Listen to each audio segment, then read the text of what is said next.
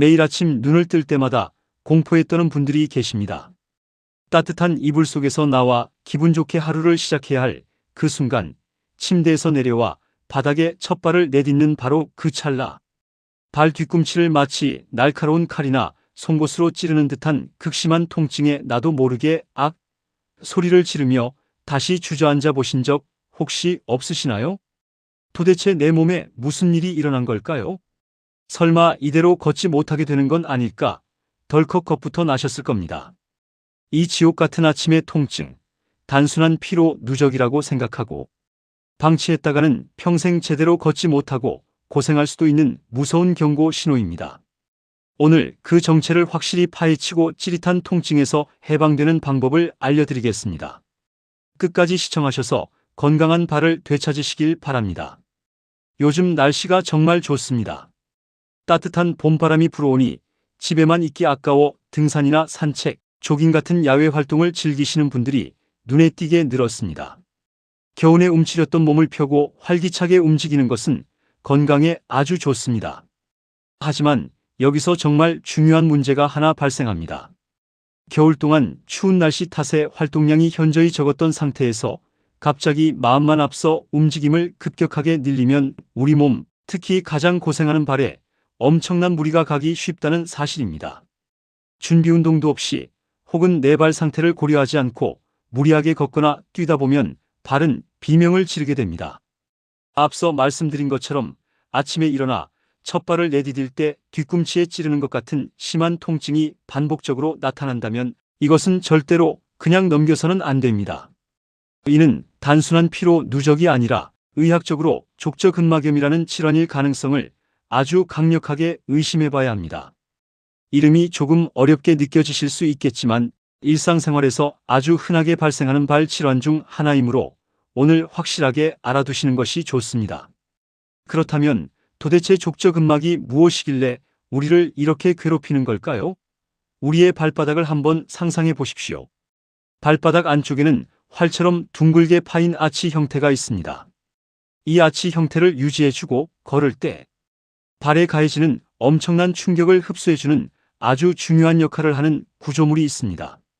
바로 발 뒤꿈치 뼈에서 시작하여 발가락까지 발바닥 전체를 길게 잇는 강하고 두꺼운 섬유띠 형태의 막, 이것이 바로 족저근막입니다. 우리가 걷거나 뛸 때 족저근막은 고무줄처럼 늘어났다 줄어들었다를 반복하며 체중을 지탱하고 충격을 흡수합니다. 자동차로 치면 아주 성능 좋은 쇼크 업소버쇼바 역할을 하는 셈입니다. 우리가 건강하게 걸어 다닐 수 있는 것은 모두 이 족저근막 덕분이라고 해도 과언이 아닙니다.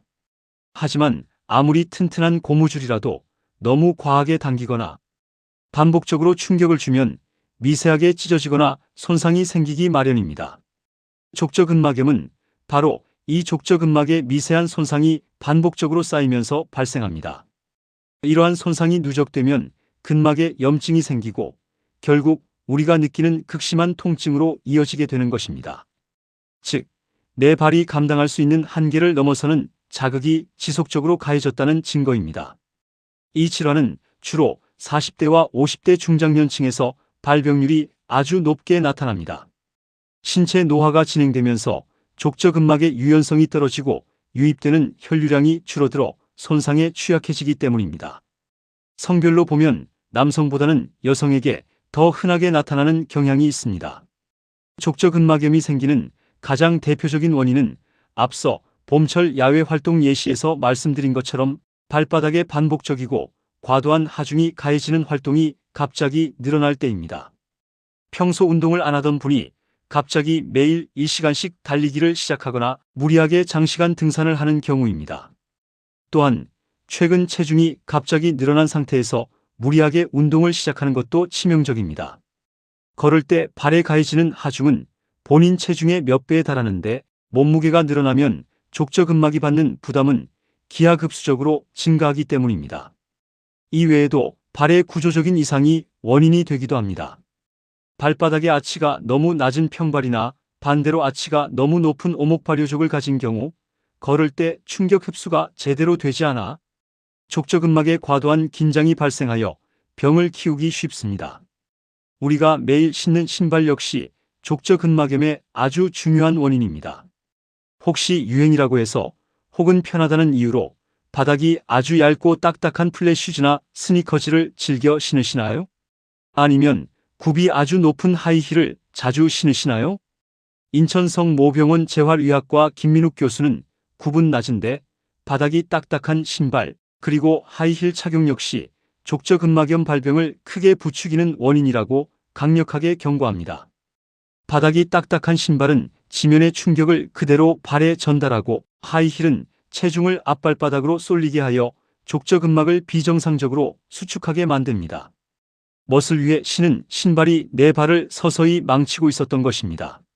족저근막염의 가장 특징적이고 대표적인 증상은 앞서 오프닝에서 강조했던 아침 첫걸음, 디딜 때 느껴지는 심한 뒤꿈치 통증입니다. 왜 하필이면 아침일까요? 그 비밀은 우리가 잠든 사이에 있습니다.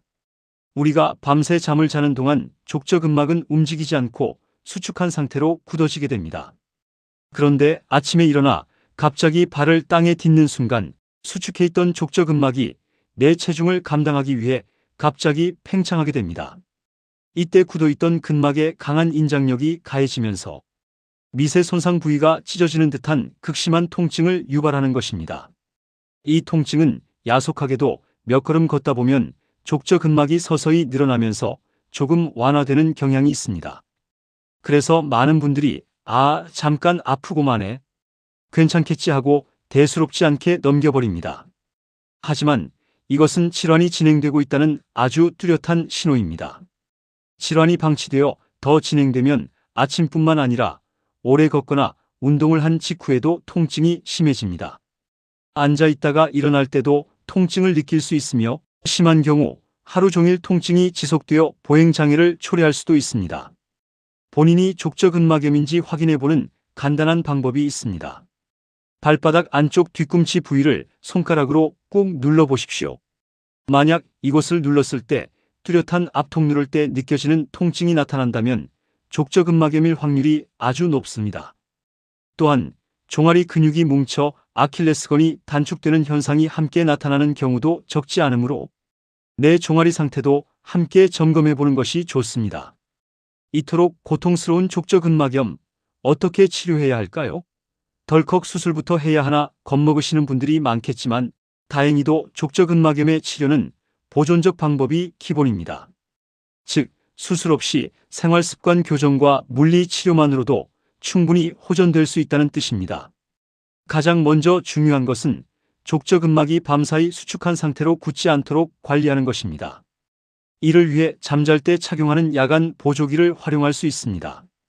보조기를 착용하여 발목을 위쪽으로 젖혀준 상태를 유지하면 족저근막이 이완된 상태를 유지하게 되어 아침에 일어났을 때 느끼는 통증을 드라마틱하게 완화하는 데 큰 도움이 됩니다.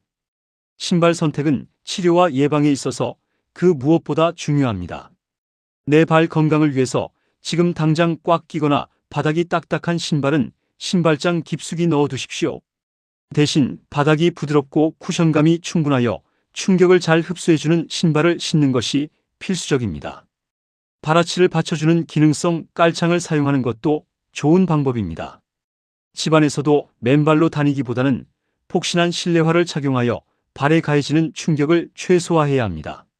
소위 뼈주사라고 불리는 스테로이드 주사는 이러한 보존적 치료를 수개월간 지속했음에도 불구하고 전혀 반응하지 않는 아주 심각한 경우에 한해 전문의와 충분한 상담을 거쳐 신중하게 고려해야 합니다.